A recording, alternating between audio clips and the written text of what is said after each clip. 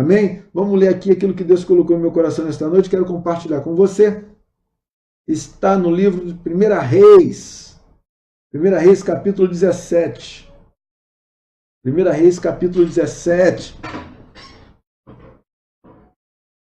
É um texto muito conhecido, que a gente já ouviu muitas mensagens a respeito. Não dá aqui para a gente falar de tudo. Então, eu quero apenas me prender naquilo que Deus colocou no meu coração. 1 Reis, capítulo 17, o verso 8, diz assim: Então veio-lhe a palavra do Senhor, dizendo: Levanta-te, vai viver em Sarepta, no território de Sidom. Ordenei ali a uma viúva que te sustente. Ele partiu para Sarepta, e quando chegou à entrada da cidade, estava ali uma viúva apanhando lenha. Ele a chamou e lhe disse: Traze-me, por favor, uma vasilha com um pouco de água para eu beber. Quando ela saiu para buscá-la, ele a chamou e lhe disse: Traze-me também um pedaço de pão. Ela, porém, respondeu: Tão certo como vive o Senhor teu Deus, não tenho pão nenhum, mas apenas um punhado de farinha na vasilha e um pouco de azeite na botija. Estou apanhando 2 gravetos para ir prepará-lo para mim e para meu filho. Nós o comeremos e depois morreremos. Então Elias lhe disse: Não temas, vai, faz como disseste, mas primeiro faz para mim um bolo pequeno e traze-o aqui. Depois o farás para ti e para teu filho. Pois assim diz o Senhor, Deus de Israel: a farinha da vasilha não acabará, e o azeite da botija não faltará, até o dia em que o Senhor fizer chover sobre a terra. Ela foi e fez conforme a palavra de Elias. Assim ele, ela e sua família comeram durante muitos dias. A farinha da vasilha não se acabou e não faltou azeite na botija, conforme a palavra do Senhor, que ele falara por intermédio de Elias. Aleluia! Bem, eu falei que era uma palavra muito conhecida de todos nós, né? Quem já ouviu uma mensagem sobre esse texto aqui? E eu quero dizer uma palavra aqui para todos nós. Nem tudo está perdido. É verdade, nem tudo está perdido. Quando eu estive lendo esse texto aqui, eu pensei em algumas coisas. Deus me trouxe no pensamento, né, algumas coisas aqui. A primeira coisa que eu pensei foi o seguinte: quem é que Deus estava querendo sustentar aqui? Vou repetir a pergunta. Quem é que Deus estava querendo sustentar aqui no texto? Parece lógico, não é? Porque ele fala aqui para Elias o seguinte, no verso 9: Levanta-te, vai viver em Sarepta, no território de Sidom. Ordenei ali a uma viúva que te sustente. Não é? Então Deus está falando para Elias aqui que ele tinha dado uma ordem a uma viúva para que sustentasse o profeta. Mas Deus cuida dos seus, sim ou não? Deus cuida dos seus. Deus cuida de cada um de nós. Quem tem recebido cuidado de Deus aí? Deus cuida dos seus filhos. Deus cuida do seu povo. Antes dessa situação, antes dessa palavra do Senhor vir a Elias, Elias estava junto a um ribeiro e ele estava sendo sustentado pelo Senhor, né? Lá no deserto, Elias estava sendo sustentado pelo Senhor com água, pão e carne. Ele estava junto a um ribeiro, da onde ele bebia água, e os corvos traziam para ele pão e carne, de manhã e de noite. Então, Deus já estava sustentando o profeta Elias. E por que Deus estava sustentando o profeta? Havia fome em Israel.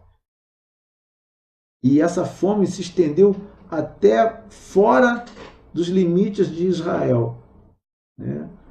Esse texto aqui fala de uma mulher que não era de Israel. Ela não estava dentro dos limites territoriais de Israel. Ela estava acima de Israel, no norte de Israel, numa terra fenícia, né? Então ela não era israelita. Ela era de uma outra, ela era gentílica, né? Então ela pertencia a um povo pagão, a um povo que adorava Baal e que Israel também estava adorando. Então havia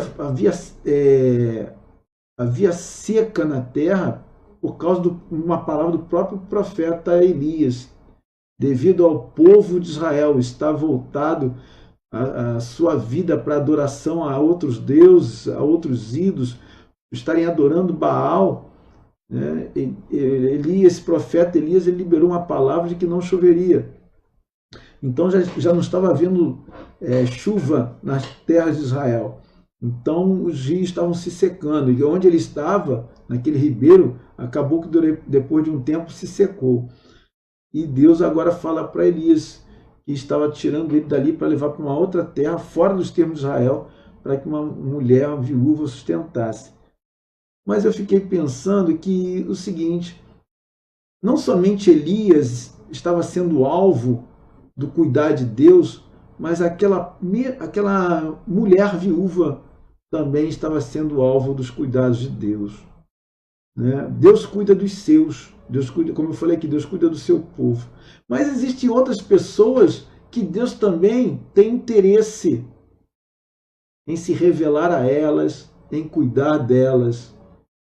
Na realidade, a Bíblia diz que a chuva, né, e o sol, ela vem para ricos e pobres, vem para todo mundo, pequenos e grandes, para bons e maus, para quem é do povo de Deus e para quem não é. A chuva cai sobre a terra, o sol está aí para todo mundo usufrui das bênçãos de Deus. Mas Deus não somente queria, eu percebi aqui nesse texto que Deus não queria apenas sustentar Elias, porque para sustentar Elias, ele deixava Elias ali mesmo no deserto. Podia secar em todo o território de Israel, e naquele ribeiro ali poderia não secar. Assim como Deus estava trazendo comida, pão e carne para o profeta, Deus poderia também trazer água. Deus poderia operar um milagre que aquele ribeiro ali não se secasse. Deus mandou Elias para um outro lugar, para que uma mulher viúva sustentasse ele. Porque eu acredito também que Deus queria fazer uma obra na vida daquela mulher. Então, Deus também tem cuidado com outras pessoas a quem Ele quer se revelar. Talvez você esteja aqui nesta noite, né? Talvez você não pertença ainda a Cristo, você ainda não se decidiu a entregar sua vida a Jesus, talvez você não seja membro de nenhuma igreja evangélica, né? Mas você reconhece que Deus é o único Deus, né? E você tem temor de Deus, você tem recebido das dádivas de Deus, o fato de você estar vivo aqui agora, podendo ouvir, participar dessa live, ter trabalhado, ter sua família, isso é bênção, isso é dádiva de Deus. Deus está se revelando a você. Deus está mostrando para você que Ele quer cuidar de você muito mais do que Ele tem cuidado. Então, Deus tem interesse em outras pessoas. Deus quer alcançar outras vidas. Por isso, Ele, muitas vezes, Ele faz o ribeiro secar aqui para nos levar para um outro lado. Às vezes nós estamos acomodados naquela situação, né, de bênçãos. Nós estamos aqui, Deus está nos abençoando, o maná está vindo, o alimento está vindo, a prosperidade está vindo, a provisão está vindo, o sustento está vindo, e a gente acaba se acomodando naquela situação e não consegue olhar ao redor, que enquanto a gente está sendo sustentado aqui, tem gente passando dificuldade. Tem gente passando dificuldade, e essa mulher já estava passando dificuldade. Porque a seca também tinha chegado lá. As circunstâncias em que aquela viúva estava vivendo eram circunstâncias adversas. Ela estava passando por situações contrárias. Ela estava passando luta, dificuldade. a seca também estava alcançando aquela terra. E se estava havendo seca, estava havendo escassez de água, né? O alimento estava sendo reduzido. A gente vai fazendo, quando a água acaba na nossa casa, a gente ou está para acabar, a gente começa a controlar, não gasta muito, a comida está acabando, você começa a controlar a comida. Por quê? Tem pouca comida, é escassez. Então, se havia seca, havia uma escassez, né, de água, de alimento. Essa era a situação que ela já estava vivendo. Ela era uma viúva, ou seja, ela tinha carência de um provedor, ela não tinha ninguém, ela não tinha mais um marido que pudesse sustentá-la, trabalhar e colocar o alimento dentro de casa e cuidar dela, certo? Comprar as coisas para casa, para ela, para o seu filho. Então, ela contava com ela mesma. Ela não tinha com quem contar. Imagina, uma mulher viúva que perdeu seu marido, a Bíblia não diz quanto tempo que ela já era viúva, enfrentando uma seca, enfrentando adversidade, e mais, ela era mãe, ou seja, ela tinha alguém sob o seu cuidado, alguém que não podia se manter sozinho, que ela cuidava. Era ela que tinha que prover o alimento para dentro de casa, o sustento, né? Era uma criança ainda, com certeza que não podia ir para a rua trabalhar e trazer sustento para sua mãe. Além disso, a Bíblia não cita, né, quantos anos essa viúva tinha, mas o que acontece é que ela estava, além de viver num momento de escassez na terra, de seca, de ser viúva, né, de ser mãe, de ter alguém sob a sua responsabilidade que dependia dela, ela estava se esforçando. A Bíblia diz que ela estava do lado de fora da cidade catando graveto. Eu não sei a distância que ela percorreu, que com certeza não estava tendo nem mais graveto na cidade para produzir fogo. Ela teve que sair, ela estava nas portas da cidade, buscando graveto para poder fazer fogo, para poder aquecer lá, para poder fazer lá um punhado lá de farinha e azeite que ela tinha ainda na sua despensa. Então, isso mostra que ela tinha que se deslocar, isso mostra que ela estava tendo um esforço físico. Eu não sei se ela era uma senhora, eu não sei quanto ela percorreu, mas isso tudo era uma adversidade, porque ela tinha que se deslocar. A criança, não sei se ela deixava a criança sozinha em casa, se a criança acompanhava. O certo é que ela era viúva, ela era uma mãe, tinha alguém sob a sua responsabilidade, ela estava se esforçando, se deslocando, saindo da sua casa, né, de dentro da sua casa, talvez enfrentando sol, enfrentando chuva, tendo que correr atrás no dia a dia. Então, a situação que ela estava vivendo é uma situação de adversidade. E ela, por toda essa situação, talvez ela estivesse olhando e não conseguisse enxergar um futuro para ela. A verdade é que a mudança aconteceu na vida dela. O que parecia ser o tempo do fim para ela, na realidade, foi o início de um novo tempo. Porque o texto diz que Deus ordenou a ela que sustentasse um profeta. A ideia que se tem é que, de alguma maneira, Deus falou com ela. Não sei como. O texto não diz, mas ela recebeu uma ordem de Deus para que um profeta fosse sustentado por ela. Eu não sei se ela sabia o nome do profeta, mas ela recebeu uma ordem de Deus. E o que acontece? Eu não sei por quanto tempo ela recebeu essa ordem, qual foi o tempo que ela recebeu a ordem até o profeta chegar à casa dela.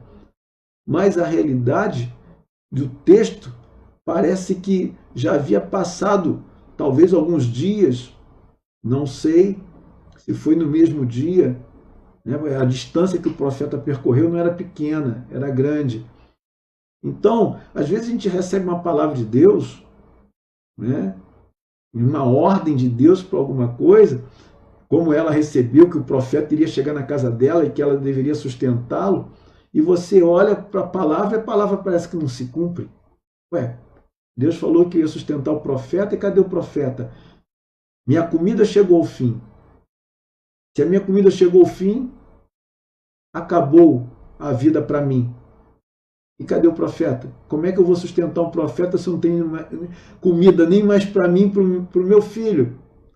Então, às vezes, a gente recebe uma ordem de Deus, uma palavra de Deus, e a gente olha as circunstâncias, a gente olha as adversidades, e a gente parece, como é que isso vai se cumprir? Será que Deus se enganou? Porque, cadê? O tempo está passando e nada mudou. Pelo contrário, a coisa está apertando, o tempo está se esvaindo, está se esgotando.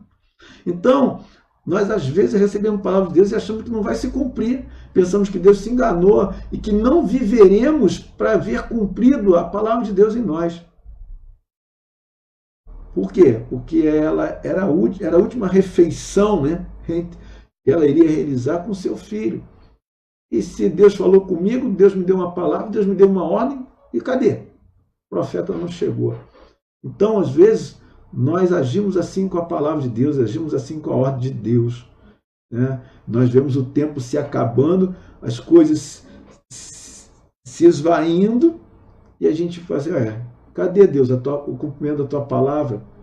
Será que eu já estava delirando? Será que não foi o Senhor? E a gente começa a duvidar. Ela estava trabalhando como se não houvesse amanhã. Ela estava indo lá catar o graveto, né? Mas ela já estava pensando que amanhã ela não sobreviveria mais, nem ela, nem seu filho. Então ela estava catando graveto, ela saiu de casa e foi catar, foi trabalhar, foi à luta lá para pegar, para poder fazer um fogo. E às vezes nós estamos vivendo assim, né? Apesar dos nossos esforços, parece que não veremos o fruto do nosso trabalho. Vou catar os gravetos aqui, vou acender o fogo, vou comer, mas amanhã não existe mais para mim. Então parece que a gente está trabalhando, a gente está investindo, a gente está correndo atrás, mas a nossa visão é que não veremos o futuro, não veremos o fruto não veremos a colheita, não viveremos a colheita de todo o nosso esforço empenhado, de todo o nosso trabalho até agora. O nosso olhar apenas está voltado para hoje, a gente só consegue olhar o aqui e o agora, o hoje. Ela disse para o profeta o seguinte, eu vou preparar para mim e para o meu filho para que o comamos e morramos. Olha só, a visão dela era para agora, para hoje. Ela não tinha visão de futuro, nem pelo menos para dizer para o profeta que nós vamos comer, mas amanhã não teremos comida, com certeza nós morreremos de fome. Não. Para que a gente come, vamos morrer. Não tem futuro para a gente.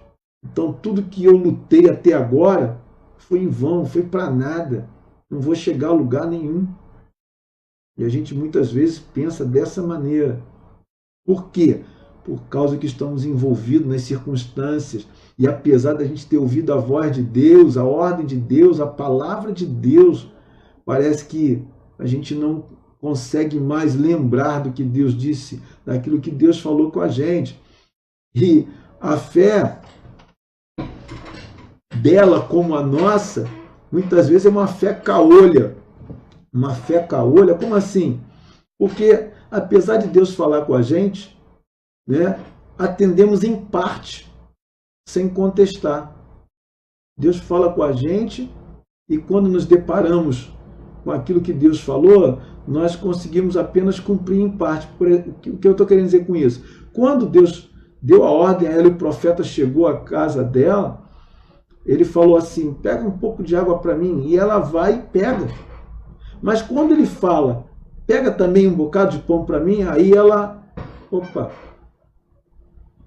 eu só tenho aqui um pouco de farinha, um pouco de azeite, eu vou fazer para mim e para o meu filho, nós vamos comer, vamos morrer. Então uma fé caolha, que consegue apenas cumprir, atender em parte a palavra de Deus, e em determinados momentos nós precisamos ser conduzidos em fé. Foi o que o profeta fez com ela. Ela atendeu ao que o profeta disse de imediato, traz água, ela foi lá e pegou água. Mas quando ele disse, também traz um bocado de pão, aí ela já não conseguiu alcançar a fé. exercer essa fé. Ela precisou ser conduzida pelo profeta. Não, você vai lá e faz conforme eu estou te falando. Faz, mas traz primeiro para mim. Aí ela pegou e foi, a Bíblia fala que ela foi e fez conforme a palavra do profeta. Então, nós às vezes conseguimos enxergar em parte, não conseguimos enxergar totalmente em fé. Então, a nossa fé às vezes vai até um certo limite. A partir daqui, a gente já fica, a nossa fé já fica balançada. A gente não consegue alcançar e temos que ser conduzidos por alguém que está vendo, que está enxergando e nos conduzir. E precisamos ser humildes e reconhecer isso e se deixar ser levado, conduzido em fé. E a palavra que ele liberou foi uma palavra de Deus para ela, né? Conforme diz o Senhor, a farinha da tua panela não vai acabar e o azeite da tua botija não vai acabar. E ela foi lá, segundo a palavra do profeta, e fez. E o que aconteceu? Aconteceu um milagre. O milagre aconteceu. Por quê? Ela agiu, né, de acordo com a palavra do profeta. Ela creu no profeta, na palavra que Deus liberou através da boca do profeta. E fez exatamente como ele lhe havia dito. Então, ela recebeu o milagre não somente naquela hora, não. O azeite e a farinha não se multiplicou apenas naquela hora. E satisfez ela, o profeta e o seu filho apenas naquele momento. A Bíblia diz que foi por muitos dias, por longos dias. Então o milagre aconteceu.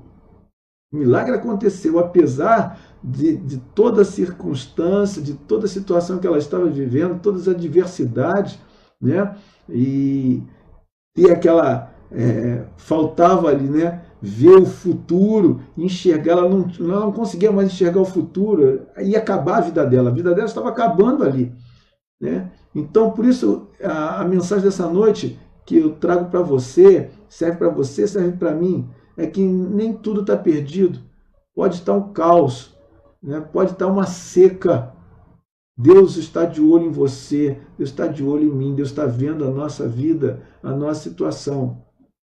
E Ele quer intervir na nossa vida. Ele tirou o profeta da terra de Israel e levou a outro lugar. Deus pode fazer isso, amado. Deus pode tirar alguém de um lado e levar para outro, para ser canal de bênção na sua vida, na minha vida, assim como Ele quer fazer com a gente. O profeta estava lá no bem bom, mas Deus fez secar lá o riacho lá, para que ele saísse daquela posição, para ser bênção na vida daquela mulher, daquela viúva. Porque Deus podia multiplicar a água, Deus podia multiplicar os corvos, Deus podia multiplicar o pão, Deus podia fazer o que quisesse, mas Deus quis tirar ele de lá para ser bênção na vida daquela viúva e quis usar aquela viúva para abençoar aquele profeta. Olha só como é que Deus faz as coisas. Então Deus queria não somente sustentar o profeta, Deus queria alcançar aquela mulher, Deus queria se mostrar, se revelar a ela e mostrar para ela que Deus também cuida de cada um, que Deus se importa com cada um, que Deus quer alcançar a cada um, que Deus quer se revelar a cada um em particular. Deus tem interesse em você, Deus se importa com você, sim. E o milagre está por vir na sua vida, está por vir na minha vida, porque Deus se importa com a gente. Como nós cantamos aqui, Ele não desiste de nenhum de nós, Ele não desiste de você, Ele não desiste de mim. O milagre aconteceu e aconteceu para ficar marcado na história dela.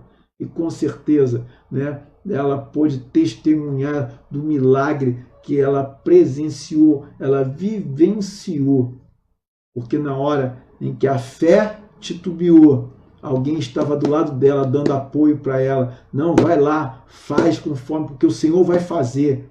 Que você seja essa pessoa na vida de alguém que está aí titubeando, que está com a fé meio caolha, só enxergando só de um olho espiritual, né? Que você possa ser essa pessoa na vida de alguém. Não, Deus falou que ia fazer, Deus quer te usar. Então, seja canal de Deus na vida dessa pessoa, seja bênção na vida dessa pessoa, traga o alimento de Deus. Ela não somente recebeu ali um alimento, sustento físico, mas ela recebeu a palavra de Deus, que é alimento, alimentou a sua fé. Amém? Fique com Deus, fique com essa palavra, guarde essa palavra no seu coração e aplica na sua vida. apesar das circunstâncias, das adversidades, né? Se Deus falou com você, creia. Se Deus mandou você fazer alguma coisa, faça. Ainda que você não esteja vendo nada, ainda que pareça tudo está chegando ao fim. Não, está chegando o fim sim, de um ciclo na sua vida, para dar início a um novo ciclo de Deus, um novo tempo de Deus na sua vida. Que Deus te abençoe.